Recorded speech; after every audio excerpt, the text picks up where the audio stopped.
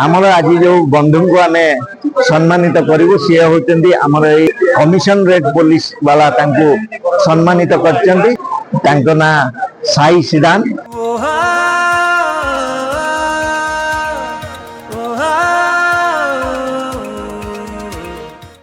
ये हेले साई सिद्धांत ये बहुत भल आम पाखे सी होती अति प्रिय।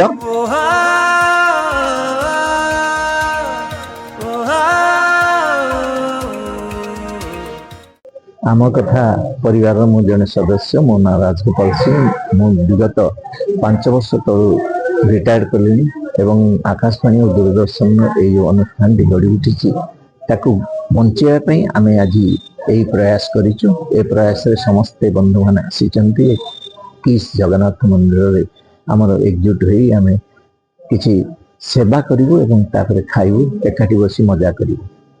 जय जगन्नाथ। आम कथा परिवार आज गोटे बंधु मिलन हो किड्स जगन्नाथ मंदिर रे। आम कथा परिवार सदस्य माने बहुत समय यही टाइप मिलन बंधु मिलन कार्यक्रम जनसेवा कार्यक्रम करती। आम विगत वर्ष पम्पकिन डिस्ट्रीब्यूशन वाटरमेलन डिस्ट्रीब्यूशन करूँ। भल लगे चाकरी पर सांगसाथी सागर बसवा टिके सुख दुख हवा बहुत भल लगे। आम कथा जिंदाबाद। मुझे Ramalingeshwar Rao direct engineer x direct engineer Doordarshan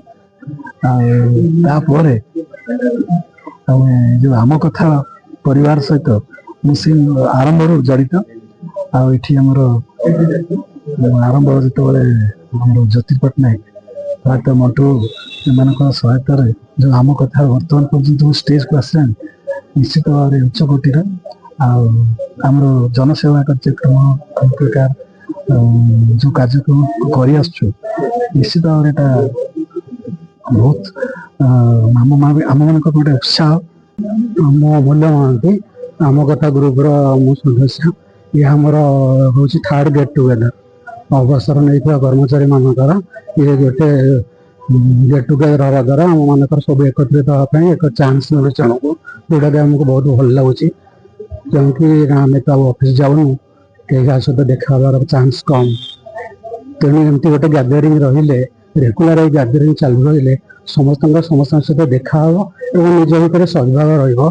मो ना ललाटन त्रिपाठी एक्चुअली आम कथा ग्रुप बंधु मिलन आज गोटे सतर हृदय स्पर्शी अनुभूति। बहुत दिन आम 2 वर्ष पर आउ थे समस्त पुणी फिजिकाली एकाठी हेलु ग्रुप रे तो प्राय समस्त सहित देखा हुए किंतु फिजिकाली मिसवाटार गोटे तार गोटे अलग अनुभूति अच्छी से आज आम समस्त फिल करवा सब बहुत खुशी आनंद जहाँ बहुत पुराना बंधु आज आम सब देखा।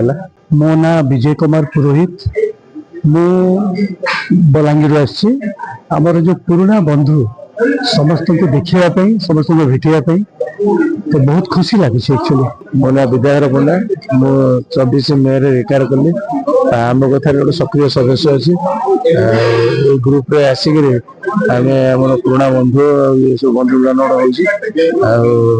गेट टुगेदर मन फुर्ती रोचे संपर्क रोचे बुद्धिका संपर्क रोचे। मोर ना पद्मलोचन दास मु आकाशवाणी और दूरदर्शन 2टा विभाग में काम करी 19 मु रिटायर कर आम कथा गोटे भल आमर जिते अवसर प्राप्त कर्मचारी जहाँ भी प्रोग्राम हूँ इंजीनियरिंग हूँ एडमिनिस्ट्रेटिव हूँ समस्त गोटे बड़ समागम एवं आम गोटे परिवार भाव थाऊ आम सुख दुख से आम कथार आम पोस्ट करूँ एवं आम समस्त विषय से ही जानू। आज मंटू तार गोटे बहुत भल अरेंजमेंट आम कथा लोक कर तेणु शारीरिक भाव में सागर पुणी आउ थे देखा सुजोग जगन्नाथ पाद तले मिली से आम कथा ग्रुप को मो तरफ धन्यवाद। मो ना शरद कुमार बेहरा आम कथा सदस्य मु जन मेम्बर मु प्राय 4 वर्ष आम कथा परिवार सदस्य हिसाब से जिते बड़े जहाँ भल मंद फंक्शन हुए आउ कार्यक्रम हुए विशेषकर गत 2 वर्ष धरिकिना जो खरा दिने जो सेवा मनोवृत्ति नहीं आम କଥା ପରିବାରର ସମସ୍ତେ କରିଥିଲେ, ସେଥିରେ ବି ମୁଁ ଯୋଗଦାନ କରିଥିଲି।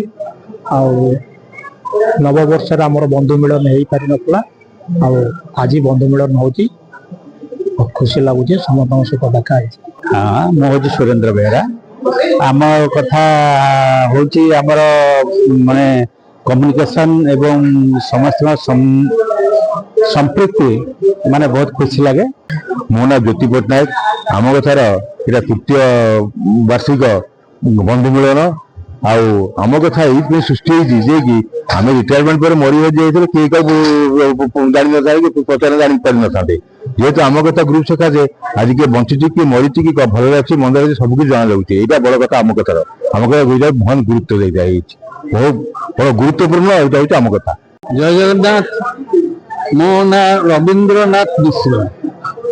ମୁଁ ଦୂରଦର୍ଶନ କେନ୍ଦ୍ର ଭୁବନେଶ୍ୱରରୁ 2015 ମସିହାରେ ଉପମହାନିର୍ଦ୍ଦେଶକ ଭାବରେ ଅବସର ଗ୍ରହଣ କରିସାରିଛି। କିଟ୍ ଅଫ୍ କିସ୍ ଜଗନ୍ନାଥ ମନ୍ଦିର ପରିସରରେ ଏକ ବନ୍ଧୁ ମିଳନର ଯେଉଁ ଆୟୋଜନ ହେଇଛି, ସେଥିରେ ମୁଁ ଯୋଗ ଦେବାକୁ ଆସିଛି।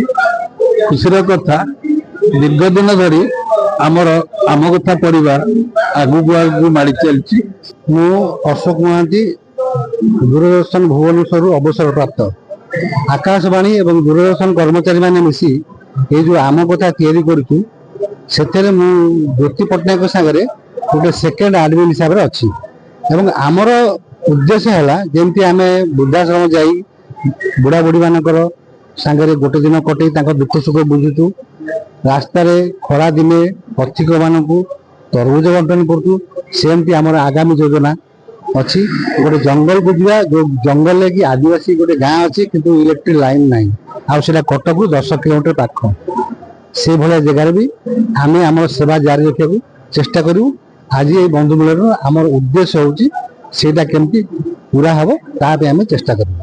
ଆମ କଥା ଗୋଟେ ଦୂରଦର୍ଶନ ଆକାଶବାଣୀର ପରିବାର ଭଳିଆ।